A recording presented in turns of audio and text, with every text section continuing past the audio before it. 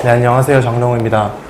제가 이번 시간에 할 내용은 소개해 주셨지만 딥러닝에 필요한 기초 수학인데요.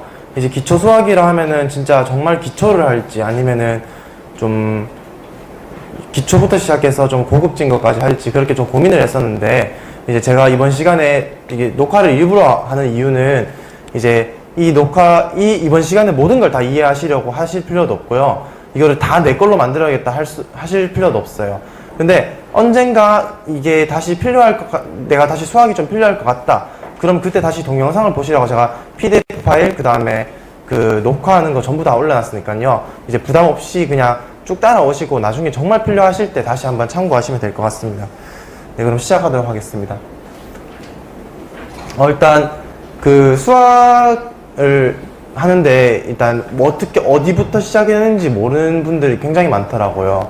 그래서 일단 그 책 추천부터 한 두세 권 하고 그 다음에 시작하면요, 이제 여기 Easy to Start, Easy to Finish, 요거는 좀 그 난이도가 좀 낮은 책들이에요. 그리고 난이도가 낮은 대신 좀 이제 아주 깊은 내용까지는 안 담고 있는 책들인데, 이 제임스 스튜어트의 미적분학, 그 다음에 길버트 스트랑의 선형대수, 그 다음 호그의 그 수리통계학, 이렇게 세 권을 추천해 드리고요. 나머지 밑에 책은 좀 어려우니까 안 보시는 걸 추천해 드립니다.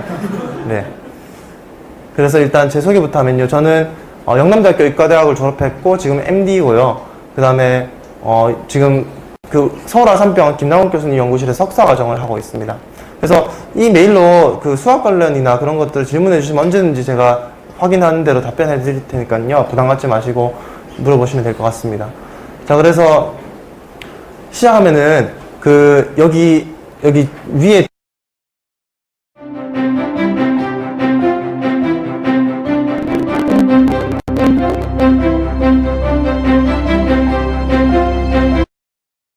직접 해보시는 거를 이제 추천해 드립니다. 그래서 오늘 이 두 식을 이해하는 게 목표인데요. 혹시 벌써 난 이 두 식을 이해하실 수 하신 분 계신가요? 그러면은 이제 요 식을 요번 2시간 안에 이해해 보도록 하겠습니다. 일단 요거는 위에 거는 그라디언트 디센트라는 어떤 딥러닝의 한 방법론인데요. 그 방법론을 이제 그 업데이트하는 그런 식이고요. 밑에 거는 겐이라고 혹시 들어보셨는지 모르겠는데, 겐이라는 딥러닝 알고리즘의 하나를 이제 수식어로 표현한 겁니다. 그래서 이거 두 식을 이해해 보도록 하겠습니다. 이제 그라디언트 디센트 알고리즘을 이해하기 위해서 선형대수라는 수학의 한 과목부터 하면요. 선형대수라고 적혔지만 사실 선형대수와 미적분이 같이 섞여 있도록 PPT를 만들었거든요. 그래서 같이 한번 보시면은, 자, 함수가 뭔지 나는 자신있게 말할 수 있다. 아니면 미분이 뭔지 자신있게 말할 수 있다. 뭐 편미분, 벡터, 행렬, 고효과, 고유벡터, 이거 자신있게 뭐라도 하나 말할 수 있다 하시는 분 계신가요? 네, 그러면은 이거 하나씩 살펴보도록 하겠습니다. 일단 2라는 상수가 가끔씩 나오는데요. 그냥 이거는 식은 적어놓긴 했는데 그냥 어떤 자연에 존재하는 상수고 이런 값을 가진다, 2.7 정도의 값을 가진다라고 생각하시면 되고요. 이제 함수라는 거는 어떤 집합에서 집합으로 가는 어떤 관계예요. 관계인데 그 관계는 이제 그 시작하는 집합, 그러니까 정의역이라고 부르죠. 정의역의 원소 하나여야 돼요. 하나를 치역, 그러니까 도착하는 집합의 원소 하나로 매핑시켜주는 어떤 그런 관계거든요. 그래서 예를 들면은 x 플러스 1 같은 거는 너무 쉽죠. 이제 요거 같은 경우에는 x 값이 하나 정해지면 y 값이 하나 정해지잖아요. 예를 들어서 2가 더 들어가면 3이 나오고 4가 들어가면 5가 나오고 이런 식으로 정해지고요. x제곱도 역시나 마찬가지로 함수겠죠. 근데 x제곱 같은 경우에는 1이 들어가면은 1이 나오고 마이너스 1이 들어가도 1이 나오죠. 그래서 이거는 똑같은 y 값을 가지는 서로 다른 x가 있는 거예요. 그럼 sin x 같은 것도 이제 1대1이 아닌 함수가 되고요. 그래서 이거 함수는 그냥 다들 아실 거라 생각하고, 이제 x제곱이나 아니면 이런 불연속 함수도 어쨌든 x 값이 하나 들어가면은 y 값이 하나 나오니까 함수의 정의는 만족합니다. 그래서 미분이라는 거를 이렇게 식으로 표현해 봤는데요. 미분이라는 거는 굉장히 어떤 잠깐 동안의 변화예요. 이제 고등학교 때 배웠던 기억을 다시 되살려 보면은 이제 분모에 들어가는 거는 어떤 h라는 숫자고요. 위에는 그 h에 따라서 함수값이 조금씩 변하는데 그거를 리미트를 걸어서 이제 그걸 극한값으로 취해준 거예요. 그래서 이제 이렇게 평균 변화율이라고 부르죠. 그래서 이제 x가 조금 변할 때 y가 얼마나 변하는지를 체크해 주는 게 미분이고요. 그래서 미분의 기하학적인 의미는 다들 들어보셨겠지만 접선이라고 부르죠. 접선. 순간적으로 얼마나 변하는 거니까 미분의 기하학적 의미는 접선인데요. 이걸 조금 다른 관점에서 살펴보면은 미분이란 건 접선이에요. 선. 그렇기 때문에 1차 함수가 항상 나오게 되거든요. 이게 이렇게 변수 한 개일 때는 굉장히 쉬운 개념이지만 변수 여러 개로 가면은 좀 더 깊은 통찰력을 주기 때문에 이제 주어진 점에서 저는 이제 접선이라는 표현보다 주어진 점에서 가장 비슷한 직선을 표현하는 방식이라고 저는 미분을 말하는 걸 좋아하거든요. 그래서 어쨌든 미분은 이렇게 순간 변화율이고요. 그래서 이제 미분 기본 공식인데요. xn이라는 다항식을 미분하게 되면은 n 곱하기 xn-1 n이 앞으로 튀어나오고 한 차수가 떨어져요. 그리고 이제 ex 같은 경우는 아까 e가 나왔었죠. 2.7 정도의 상수인데요. 얘는 미분해도 자기 자신이 돼요. sin x는 미분하면 cosine x가 되고 cosine x는 미분하면 마이너스 sin x가 되고 로그 x는 미분하면 x분의 1이 돼요. 그리고 한 가지 말씀드릴 거는 이제 딥러닝에서 적분은 거의 안 쓰이거든요. 적분 같은 건 거의 안 쓰여서 적분은 제가 다루지 않을 예정이에요. 그래서 이제 미분을 이용하면은 어떤 함수가 줬을 때 그 함수를 근사해서 표현할 수 있어요. 그거를 테일러 시리즈라고 부르는데 혹시 들어보신 분들도 계시겠지만 테일러 시리즈 같은 경우에는 이제 특정한 점이 주어지면은 그 점에서 비슷한 다항식을 찾는 거. 이게 식이 굉장히 복잡해 보이는데요. 제가 설명을 좀 드릴게요. 이제 테일러 시리즈 같은 경우에는 예를 들어서 어떤 곡선이 하나 있다고 머릿속에 상상을 해보는 거예요. 상상을 하면은 그 곡선에 제일 비슷한 직선이 있을 수 있겠죠. 하는 점을 딱 정해놓고 그걸 우리는 접선이라고 부르고요. 그 접선에다가 또 다른 어떤 2차 함수를 더하는 거예요. 그러면은 약간 곡선의 형태를 띠면서도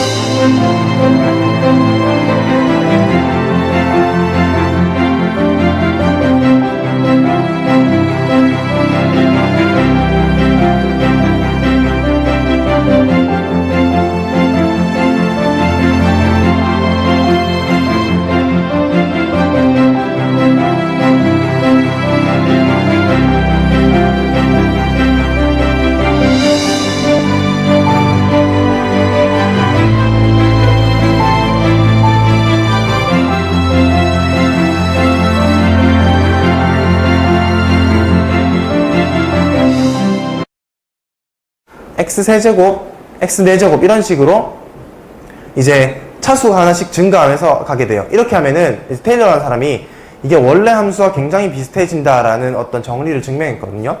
그래서 이제 그렇게 되고 그 다음에 이거를 그 시그마로 표현하면 이렇게 되는데 이거는 그냥 사실 그냥 식으로 표현해 놓은 거예요. 이거 위의 식을 이제 규칙을 이해하시는 게 좀 더 좋아요. 그래서 직접 굉장히 마음이 부담스럽죠. 그래서 위에 것부터 차근차근 살펴보면요. 아까 EX 같은 경우에는 미분해서 자기 자신이 되는 녀석이라고 말씀드렸어요. 그러면은 굉장히 비슷하게 함수를 근사시켜 놓은 녀석도 미분해서 자기 자신이 돼야 될 거예요. 그래서 1을 미분하면 0, 0은 어차피 상관없죠. 그 다음 X를 미분하면 1, 그러니까 앞에 1이 나오죠. 이 팩토리얼은 다들 아시겠지만 혹시나 하는 마음에 설명드리면은 n 팩토리얼은 n부터 1까지 다 곱한 거거든요. 그래서 2 팩토리얼은 2 곱하기 1분의 1인데요. 이제 이거를 x제곱을 미분하면은 2가 앞으로 튀어나오고 x제곱은 x가 되겠죠. 그러면 앞에 x가 되고 2팩분의 1은 1이 되니까 앞에 x가 그대로 튀어나오게 되고요. 그런 식으로 이것도 여기 두이시라고 적혀있어요. 집에 가셔서 이거를 직접 한 번 미분을 해보고 2번 미분을 해보고 3번 미분을 해보고 그래서 이제 이 식을 직접 한번 유도해 보시면은 조금 더 이게 어떤 규칙으로 이렇게 전개가 되는구나 하시는 거를 할 수 있어요. 이게 정말 이거를 다 외우라는 게 전혀 아니고요. 이제 이런 것도 있고 그 다음에 이런 것들이 실제로 딥러닝에 쓰이고 내가 만약에 나중에 논문을 보다가 수식이 나왔는데 수식에서 막히면 너무 억울하잖아요. 그러면은 그때 이거를 다시 한번 보시면 조금이라도 도움이 될 수 있게 제가 강의를 그 관점에서 좀 준비를 했거든요. 그래서 이제 EX 같은 경우에는 이렇게 전개가 되고 sin 0은 0이죠. 그래서 sin에는 상수가 없어요.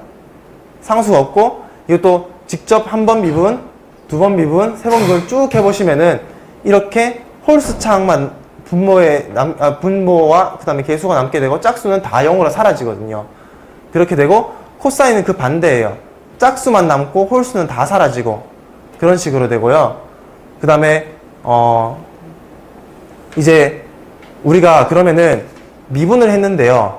미분 같은 경우에는 그 제일 비슷한 직선이라고 얘기했어요. 그러면은 한 변수에 미분이 있을 때는 우리가 쉽게 미분 공식을 사용할 수 있었는데 다변수일 경우에는 우리가 예를 들어서 여기 어떤 점을 하나 마음에 딱 집어보시고 그 점에서 접선을 긋는다고 생각해 보시는데 3차원에서는 방향이 무수히 많잖아요.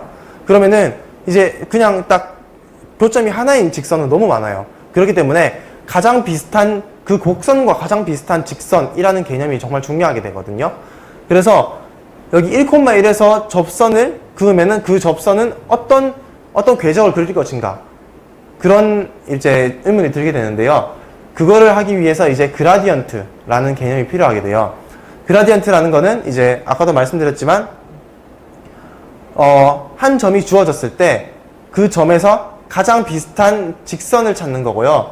근데 그게 3차원 같은 경우에는 무수히 많은 방향이 있을 수 있으니까 이제 그거를 이제 딱 하나로 정해주는 그런 어떤 수학적인 테크닉이라고 보시면 돼요. 그래서 이것도 굉장히 식이 부담스럽게 생겼죠. 근데 아까랑 똑같아요. 똑같은 게 지금 보시면은 x1부터 xn까지 변수를 이루어진 어떤 함수가 있는데요.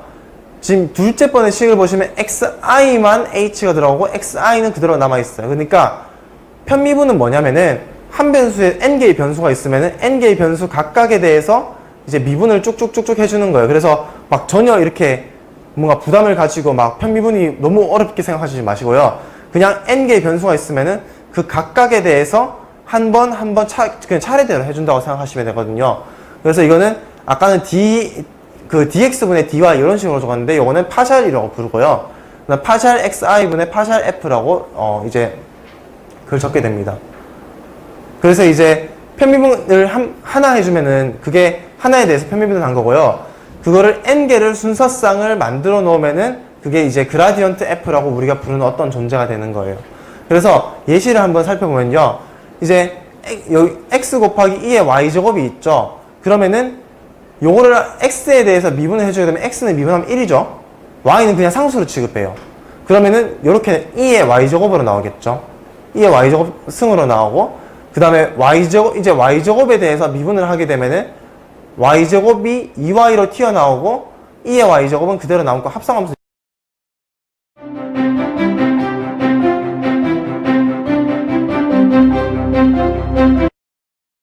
x sin y 그대로 나오게 되고요. sin y를 미분해주게 되면은 코사인 y가 되겠죠. 2x는 상수고 그러면 2x 곱하기 코사인 y 그러니까 정말 각각에 대해서 하나하나씩 그냥 미분을 차례대로 해주는 거예요. 그래서 편미분도 너무 그라디언트도 어려운 게 아니고 그래서 여기다가 이제 1,1이라는 값을 대입해주게 되면은 이제 그 점에서의 어떤 기울기가 나오게 되는 거거든요. 그래서 이제 그렇게 되고 요 밑에 것도 그냥 이제 집에 가셔서 이제 복습을 하실 때 그냥 한번 손으로 직접 해보시면은 요런 그 식을 얻게 되실 거예요. 그러면은 우리는 아까 방금도 봤는데 n개의 변수가 있는 것에서 한 개의 실수로 떨어뜨리는 그런 거를 봤어요. 근데 이제 변수가 n개에서 m개로 가는 그런 아주 복잡한 다차원 공간 사이의 어떤 함수면은 어떻게 될 것인가 라는 또 의문이 생길 수 있잖아요. 그래서 굉장히 부담스러운 게 나옵니다. 그래서 야코비안이라고 부르는 어떤 대상이 나오게 되는데 이것도 그냥 미분을 차례대로 해주는 거예요. 정말 차례대로 nm개에 대해서 차례대로 미분을 해주게 되는 거고요. 이것도 이제 n개의 변수가 들어갔을 때 m개의 값이 나오면은 그거를 그냥 행렬로 표현해 주는 거거든요. 근데 행렬은 어떤 그 직선의 일반화라고 볼 수 있어요. 그래서 이제 여기 보면 x1, f1 이렇게 편미분을 한번 해주고요. x2, f1 편미분을 한번 해주게 되고 xn, f1 이렇게 편미분을 한번 해주게 되고요. 그 다음에 x1, f2, x2, f2, xn, f2 이렇게 정말 가로는 행은 이제 변수에 대해서 미분을 해주고요. 세로는 그 y 아웃풋에 대해서 미분을 해주게 되는 거예요. 그래서 이제 각각에 대해서 정말 말 그대로 차례대로 미분을 해주는 거고요. 이제 이거 같은 경우에는 이제 그 좀 정리를 이제 뭐 좀 막 개념들이 너무 많이 튀어나와서 좀 헷갈리실 수 있는데, 좀 정리를 해보면은 이제 미분이라는 거는 뭐냐면은 어떤 주어진 점에서 가장 비슷한 직선을 직선을 찾는 거라고 이제 이해하시면 되고요. 편미분은 축을 따라서, 그러니까 각각의 변수에 대해서 이제 차근차근 하나하나씩 그 미분을 직접 해주는 걸 의미해. 나머지는 다 상수 취급하고. 그 다음에 야코비안이라는 개념은 다차원에서 어떤 직선, 그러니까 직선이 아니라 정확히는 그 다차원에서 어떤 초평면, 그러니까 평면을 찾는 거라고 이해하시면 돼요. 평면도 직선이 모이면 평면이 되잖아요. 그러니까 그거를 찾는 거라고 이해하시면 돼요. 그러니까 이제 야코비안 같은 경우에는 그 어떤 선형이나 아니면은 평면처럼 생긴 함수로 근사시켜주는 어떤 테크닉이라고 이해를 하시면 돼요. 여기까지가 이제 약간 미적분학에 관련된 개념들이었고요. 이제 벡터라는 거에 대해 선형대수 개념을 조금 들어가 보면은, 벡터라는 게 뭘까요? 우리가 뭐 벡터, 스칼라 이렇게 해서 고등학교 때는 스칼라는 어떤 크기만 가지는 거, 벡터는 크기와 방향을 가지는 거 이렇게 배웠었어요. 근데 사실은 그게 아니라 벡터는 어떤 벡터를 모아놓은 걸 우리가 벡터 공간이라고 하는데요. 이거는 그 혹시나 정말 수학을 좋아하시는 분들이 계실까봐 일단 넣어는 본 거가, 이거는 신경 안 쓰셔도 되고요. 벡터라는 거는 사실은 숫자의 순서쌍이에요. 그래서 1, 2, 3이라는 어떤 숫자의 순서쌍이 있죠. 세 개가 모였잖아요. 그럼 우리는 이거를 벡터라 불러요.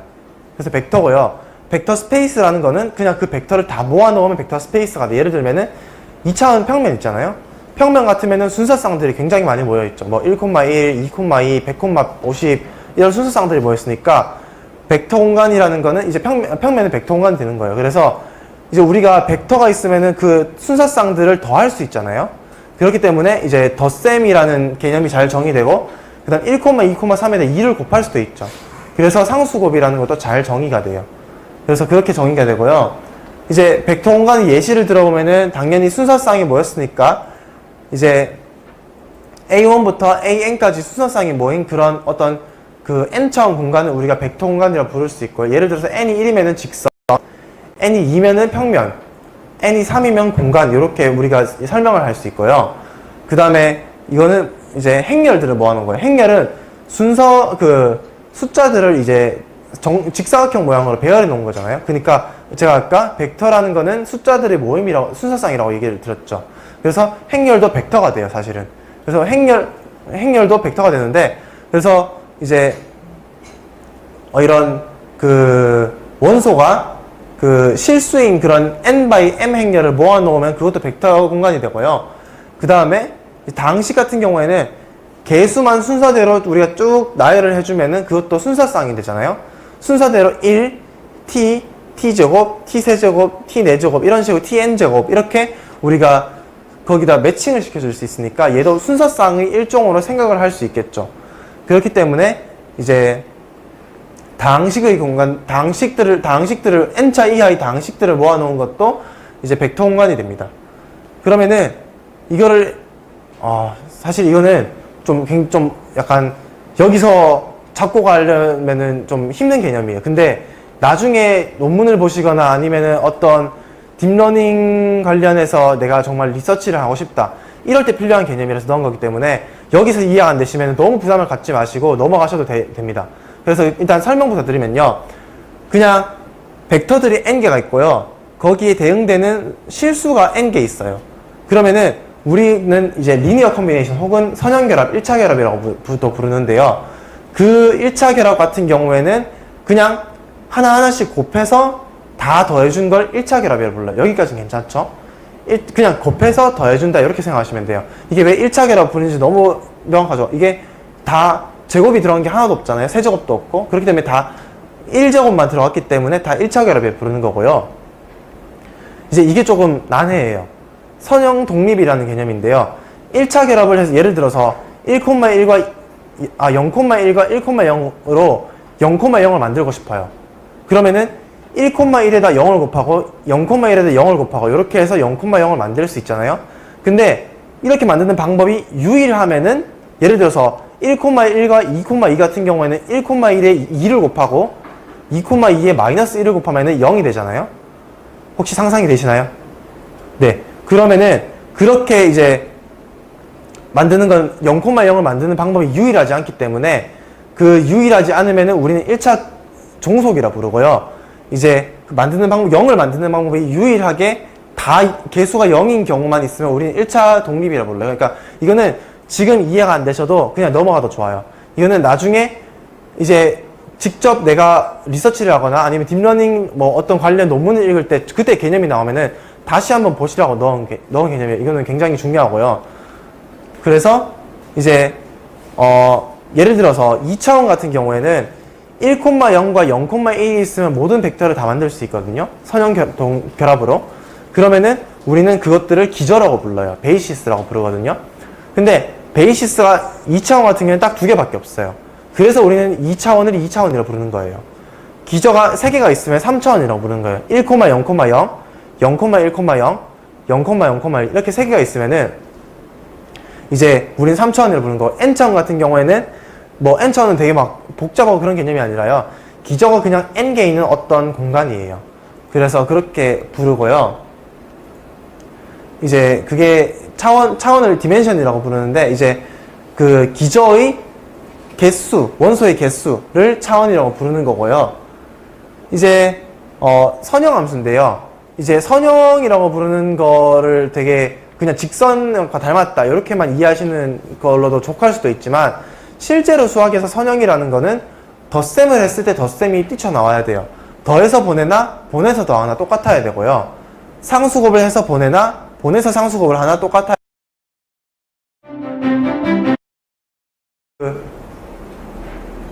어떤 함수를 선형함수라고 부르거든요. 근데 이것도 그냥 정확히 이해 안 하고 넘어가셔도 좋아요. 제가 그런 부분들을 이제 일단 중류에서 넣긴 넣었는데요. 이제 이것들은 실제로 내가 필요할 때 찾아보러 넣은 것들이기 때문에 반복해서 말씀드리죠. 정확하게 이해를 안 하고 넘어가셔도 괜찮아요. 사실 선형의 정의만 보면은 이건 행렬과 아무 상관이 없어 보이죠. 근데 실제 수학자들이 연구를 해보니까 선형함수와 행렬은 똑같다라는 정리를 발견했거든요. 그래서 그걸 굉장히 길게 적어 놓은 거예요. 선형함수가 있으면은 그 선형함수에 대응되는 매트릭스 ML이 있는 거예요. 그래서 이제 그거를 제가 이제 굉장히 장황하게 적어 놨는데요. 이제 그냥 이런 정리가 있다 정도로만 행렬과 선형함수는 똑같다. 한마디로 요약하면 그렇습니다. 그래서 그런 게 있고요. 그 다음에 이제 우리가 딥러닝을 하게 되면은 뉴럴 네트워크를 다루게 돼요. 근데 뉴럴 네트워크는 실제로 행렬곱 비선형함수, 행렬곱 비선형함수, 행렬곱 비선형함수 요게 반복이거든요. 그거를 우리가 학습시키는 게 그냥 딥러닝을 하는 그런 어떤 방법론일 뿐이에요. 그렇기 때문에 이제 그거를 제가 수식어로 표현한 거예요. 그러니까 이거는 뭐냐면은 딥러닝을 수식적으로 표현해 놓은 논문에 다 나오는 식이에요. 무조건 나오는 식이거든요. 무조건 이제 인트로덕션에 나오는 식이라서 이거 같은 경우에 눈에 좀 익히시는 게 좋다고 생각해요, 저는. x1부터 xn까지가 n개의 데이터 셋이라고 생각을 해봐요. 그래서 그 집합을 x라고 적고요. 그럼 뉴럴 네트워크라는 건 어떤 함수예요. n인데 그 L개의 그 히든 레이어라고 혹시 모르시는 분? 히든 레이어. 모르시면 진짜 손 드셔도 괜찮아요. 모르시는 분이 계신 것 같아 설명드리면은 이제 히든 레이어라는 거는 그 뉴럴 네트워크, 그러니까 딥러닝이라고 불리잖아요. 딥러닝이라고 불리는 거는 행렬곱 비선형 함수가 있으면 딥러닝이 아니에요. 깊지가 않거든요. 행렬곱 비선형 함수, 행렬곱 비선형 함수, 행렬곱 비선형 함수 이렇게 반복이 되면은 그걸 우리 딥러닝이라고 부르는 거거든요. 굉장히 깊게 쌓았기 때문에. 근데 거기서 인풋과 아웃풋 말고 중간에 있는 걸 다 히든 레이어라 불러요. 그래서 그거를 히든 레이어라 부르는데 그 히든 레이어가 L개 있다고 쳐봐요. 그러면은 그 액티베이션, 그 활성화 함수, 비선형 함수가 이제 그 행렬곱을 반복해서 해주게 되면은 행렬곱 이렇게 하게 되면은 그냥 행렬곱 하나랑 다를 바가 없거든요. 그래서 비선형 함수라는 걸 넣어서 행렬곱을 여러 번 해주는 게 좀 의미가 있게 만드는 건데요. 이제 그럼 비선형 함수를 시그마 1부터 시그마 L 플러스 1까지라고 넣으면요. 처음에 데이터가 들어오면은 행렬이 하나 곱해져요. 그 다음에 시그마 1으로 비선형 함수가 이제 이렇게 딱 되게 되거든요. 그 다음에 행렬곱이 하나 더 있고 비선형 함수 시그마 2가 있고 땡땡땡 행렬곱이 L 플러스 1째 있게 되고 비선형 함수가 시그마 L 플러스 1이 있게 되고 그냥 요거를 식이 좀 복잡해 보이지만 그냥 행렬곱 비선형 함수 행렬곱 비선형 함수 행렬곱 비선형 함수 이거를 식으로 표현하는 거에 지나지 않거든요. 그래서 이거는 딥러닝 논문을 이제 보실 때 굉장히 많이 나오는 식이기 때문에 좀 눈에 익히시는 게 좋다고 생각합니다. 그래서 여기서 다 M은 행렬입니다. 그래서 컨볼루션도 행렬이고요. RNN 같은 경우는 제가 안 들어서 잘 모르겠는데 RNN도 행렬이에요. 어쨌든. 그래서 그 CNN 같은 경우는 특히나 이런 표현이 많기 때문에 좀 요거를 이제 눈에 익히시는 게 좋을 것 같습니다. 그러면은 우리가 3,4라는 벡터가 있으면은 벡터의 사이즈에 대해서 얘기를 하고 싶잖아요. 어느 벡터가 더 큰가라는 것에 대해서 얘기를 하고 싶은데요. 그러면 자연스럽게 3의 제곱 더하기 그 피타고라스 정리 기억나시죠? 피타고라스 정리를 통해서 3의 제곱 더하기 4의 제곱은 25니까 거기 루트를 씌워서 루트 5 그러면은 이제 이렇게 우리가 사이즈를 하게 돼요. 그러면은 사이즈라는 게 결국 과연 크기라는 게 과연 어떤 것일까라는 어떤 의문을 가질 수 있잖아요. 그래서 이제 또 굉장히 복잡한 식이 나왔어요. LP놈이라는 걸 이제 딥러닝 논문에서 많이 쓰게 되거든요. 그러니까 이제 밑에 것도 더 설명드리면요. 유클리드 놈이라는 거를 이제 L2놈이라고 부르기도 하고 놈이라고 부르기도 하고 유클리드 놈이라고 부르기도 하고 이런 말이 딥러닝 논문에서 굉장히 많이 나와요. 이거는 여기 보시면은 아까 이 슬라이드 있죠. 3의 제곱 더하기 4의 제곱에다 루트 씌운 거 이걸 그냥 L2놈이라고 불러요. 왜냐? 제곱이니까. 그래서 L2놈이고요. 여기서 3 더하기 4에다가 3이 절대값 더하기 4의 절대값 요것만 해주면 L1놈이에요. 그냥 하나의 그 1승만 해줬으니까. 그 다음에 절대값을 씌운 다음에 P자리에 세제곱이 들어가면 L3놈이고요. P자리 4가 들어가면 L4놈이에요. 그래서 그냥 각각의 엔트리, 그러니까 각각의 순서쌍의 순서들, 각각의 순서쌍의 그 원소들을 n번, p번 곱해서 거기에 p분의 1승을 씌워주면 그게 LP놈이 되거든요. 그래서 보통 딥러닝 같은 경우에는 유클리드 놈, L2놈 같은 거 많이 쓰게 되고요. 그 다음에 L1놈도 이제 제가 이제 명단을 봤을 때 통계학과 분도, 통계를 전공하신 분도 한 분 계시다고 했는데 이제 여기 대부분은 반틈 이상은 의사시니까 이제 뭐 회기 같은 걸 많이 쓰시잖아요.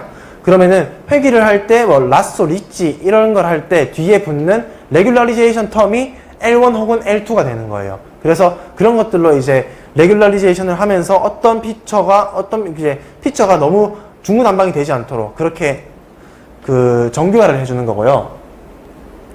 이제 그래서 거리라는 걸 또 굉장히 또 많은 식들이 나왔어요.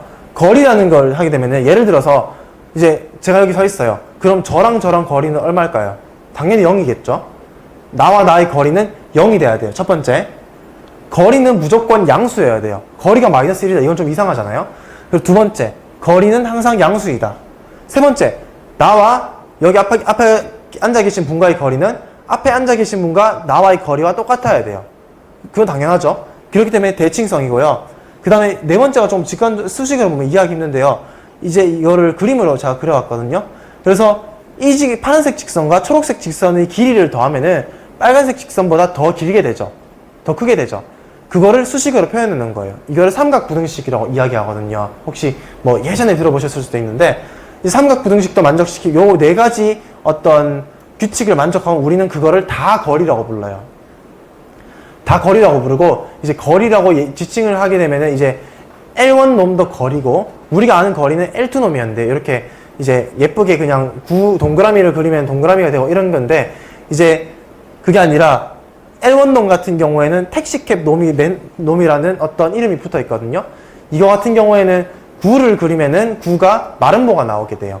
그래서 택시캡 혹은 맨하탄이라는 이름이 붙어 있고요. 그래서 이제 놈의 정의에 따라 그 디스턴스의 정의에 따라서 이제 그 구의 모양 혹은 직선의 모양 이런 게 다 다르게 돼요. 그래서 그런 것들도 이제 생각해 보실 수 있고요. 그래서 이제 우리가 거리가 하나 주어지면은 기하학을 할 수 있다 이렇게 얘기를 하거든요. 그림을 그릴 수 있다 이렇게 얘기를 하는데 이것도 이제 어떤 거리를 쓰느냐에 따라서 예를 들어서 딥러닝은 로스를 줄이는 방식으로 계속 학습을 진행해 나가게 되거든요. 그래서 혹시 이제 다 아시는지 모르겠지만 혹시나 하는 마음에 설명을 또 드리면은 인공지능이라는 건 되게 대단한 게 아니라 그냥 로스 함수, 손실 함수를 줄이는 거예요. 손실 함수를 점점점 줄여나가면서 이제 그 최적의, 그러니까 트레이닝 데이터, 테스트 데이터, 그거를 우리가 디스트리뷰션을 학습해서 그 트레이닝 데이터에 대해서 이제 잘 맞는 모델을 하나 만들게 되는 거거든요. 그래서 로스 같은 경우에는 사실 우리 정답과 예측값 사이의 디스턴스라고 얘기를 할 수도 있어요. 로스 같은 경우에는. 근데 그 로스는 이제 그러니까 제가 거리라고 말씀드렸잖아요. 그렇기 때문에 이런 것들을 일반적으로 다 만족시키고 있어요. 그래서 우리가 L1 코스트, 그 다음에 L2 코스트, 아니면은 뭐 아이덴티티 로스, 뭐 사이클 로스, 이런 여러 가지 로스들을 정의하는데 그게 대부분은 이런 성질들을 다 만족시키고 있다는 것을 확인하실 수 있어요. 그래서 제가 이것도 개념을 설명해 드린 거고요. 이제 조금 또 약간 복잡한 개념이 나와요. 내적이라는 개념인데요. 이제 다시 그 거리로 돌아가 보면은 3의 제곱 더하기 4의 제곱이라는 거는 3 곱하기 3 더하기 4 곱하기 4라고 이해할 수 있잖아요. 그러면은 3,4와 3,4를 그냥 내적시켜 준 거예요. 지나지 않아요. 3과 3을 곱해주고 4와 4 앞에 거를 곱해주고 뒤에 거를 순서대로 곱해준 거에 지나지 않거든요. 그래서 그거를 우리가 내적이라고도 부르는데요. 이제 내적 같은 경우에는 이제 거리를 약간, 그러니까 두 벡터가 있으면은 두 벡터가 서로에게 미치는 영향력을 수치화한 거라고 표현할 수 있어요.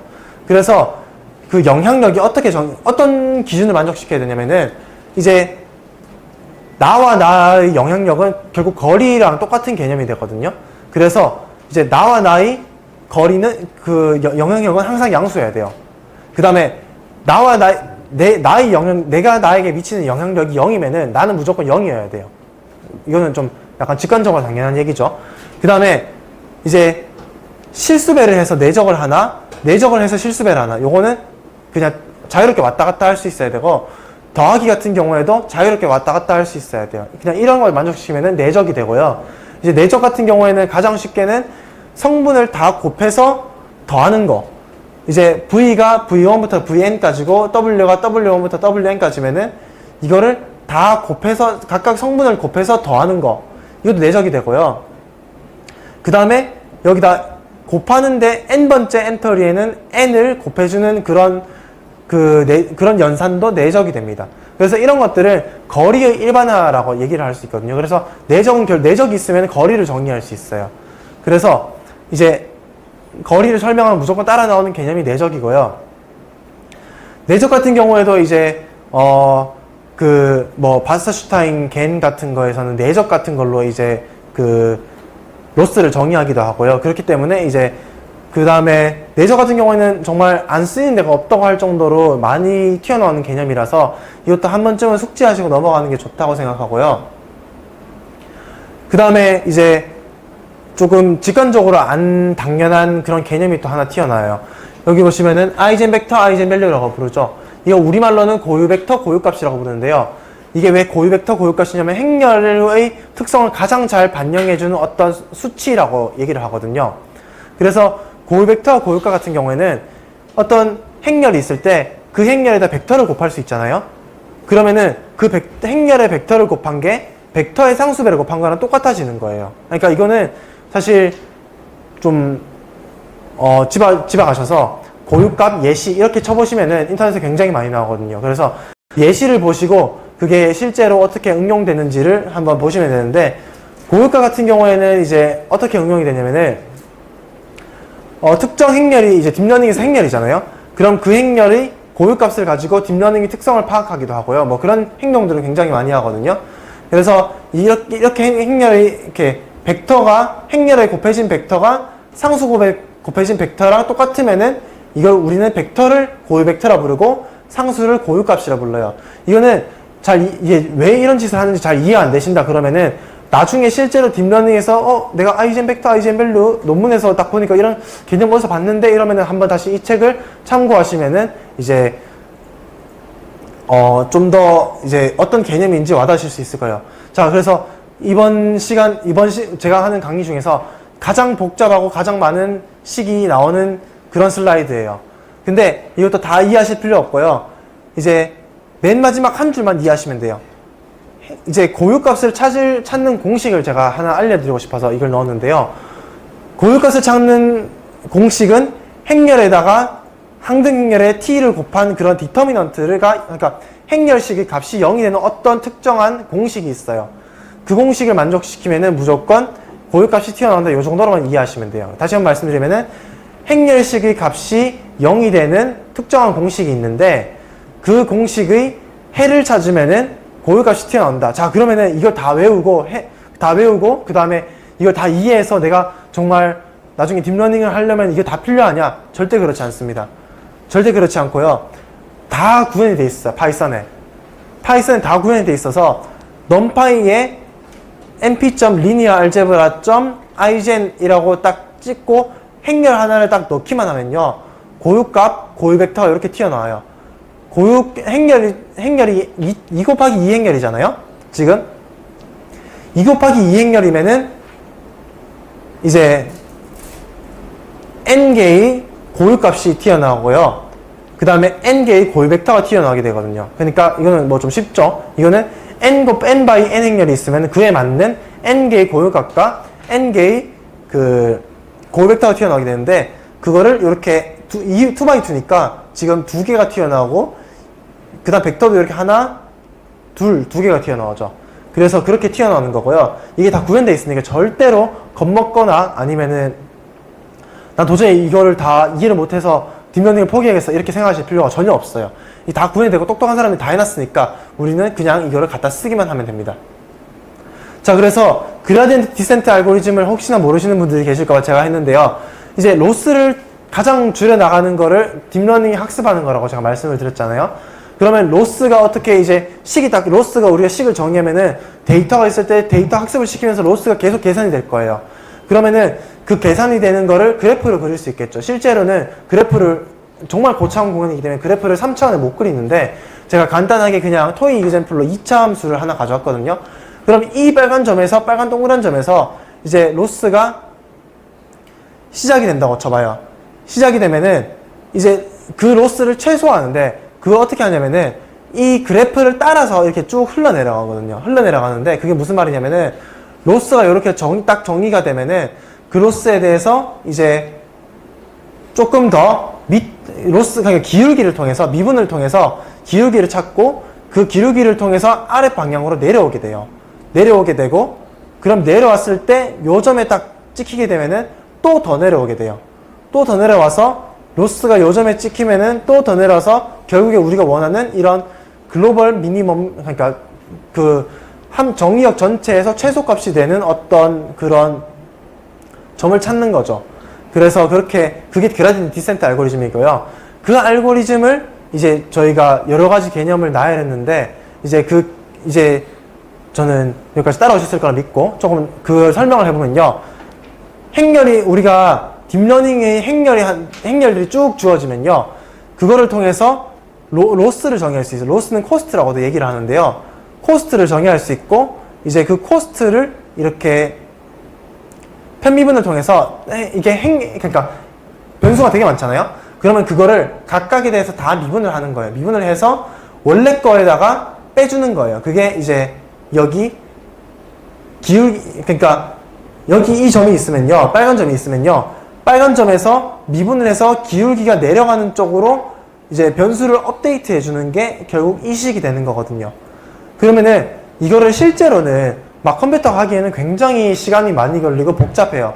그래서 이제 좀 텐서플로, 케라스 정도는 들어보셨죠? 그 파이썬 라이브러리인데요. 딥러닝을 할 수 있게 이제 그거를 다 구현해 놓은 라이브러리인데 거기서는 이제 실제로 어떻게 구현이 되는지 설명하기 앞서서 로스의 종류에 대해서 설명을 드리면요. 로스 같은 경우에는 이제 실제로 요렇게 민 스퀘어드 에러라는 로스는요. 이런 식으로 정의가 되거든요. 이런 식으로 정의되고 그냥 차이를 빼서 제곱을 하고 평균을 내준 거예요. 그래서 요거를 최소화하면요. 실제로 이렇게 2차 함수 같은 그래프가 나오게 되고요. 그 차원에서. 그 다음 바이너리 크로스 엔트로피는 조금 혹시 안 보신 분이 계실까봐 설명을 드리면요. 조금 약간 직관적이지 않아요. 직관적이지 않은데 이것도 실제로 해보면은, 자, 제가 지금부터 설명을 드릴게요. 예를 들어서 이제 y가 진짜 레이블이고요.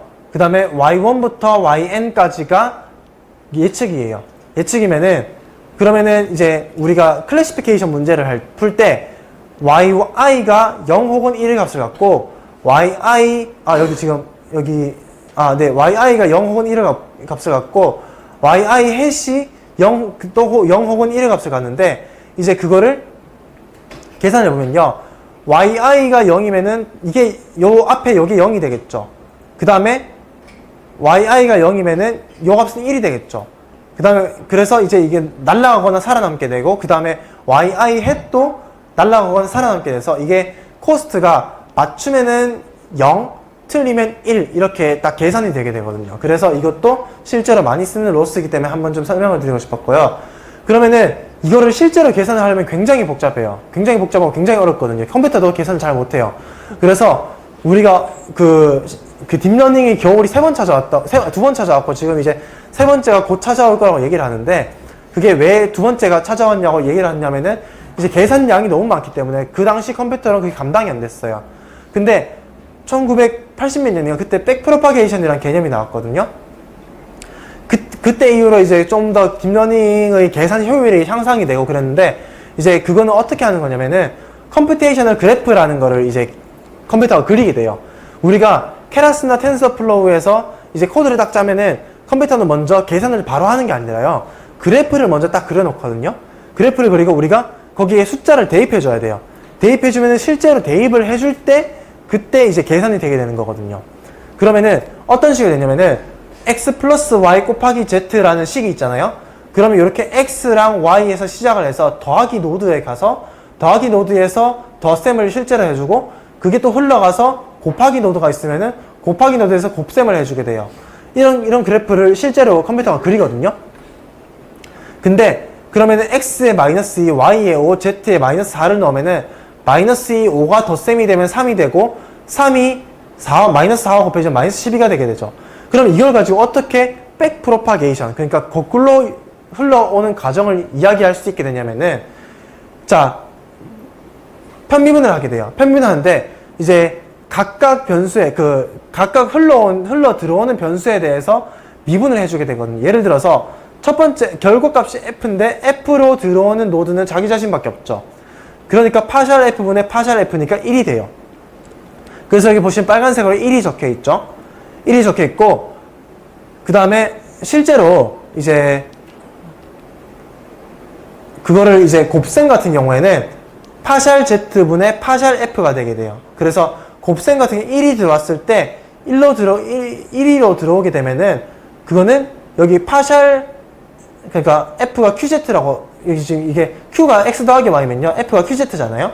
그러면은 요거를 z로 편미분을 해주면은 이제 q가 나오겠죠. 여기 보시면 파셜 z분의 파셜 f가 q가 나오는데, 그러면은 이제 이 q는 x랑 y를 더한 값이에요. 그래서 요 값이 요 밑에 내려오게 되고요. 그 다음에 파셜 q분의 파셜 f를 해주게 되면은 이제 이 값은 마이너스 4가 되게 해서 위로 올라오게 돼요. 위로 올라오고, 그래서 결국 곱셈 노드는 그라디언트 디스트리뷰터라고 얘기를 하거든요. 그러니까 그라디언트를 서로 바꿔줘요. 바꿔줘서 이렇게 계산을 하게 되고요. 덧셈 같은 경우에는 각각을 미분하면 1이 나오게 되죠. 그래서 체인 룰을 해주면요, 파셜 y분의 파셜, 그러니까 여기 분수라고 생각하시면 편하거든요. 실제 분수는 아닌데 분수라고 생각하시면 파셜 y분의 파셜 f는 파셜 q분의 파셜 f 곱하기 파셜 y분의 파셜 q. 그러면 분수라고 생각하면 파셜 q가 약분이 될 수 있잖아요. 그렇기 때문에 체인 룰을 통하게 되면은 이제 여러 변수에 대해서 있는 거를 우리가 편미분을 쉽게 해줄 수 있는데요. 그러면은 이제 파셜 y분의 파셜 f는 여기 파셜 q분의 파셜 f 곱하기 파셜 y분의 파셜 q니까 여기 앞에서 우리가 파셜 q분의 파셜 f가 z였고, 파셜 q분의 파셜 y분의 파셜 q가 지금 여기 보면은 1이죠. 그래서 그냥 마이너스 4가 그대로 오게 돼요. 그래서 다시 한번 요약을 해서 말씀드리면은 잘 이해가 안 되셔도 괜찮아요. 다시 한번 말씀드릴게요. 곱하기는 기울기를 바꿔줘요.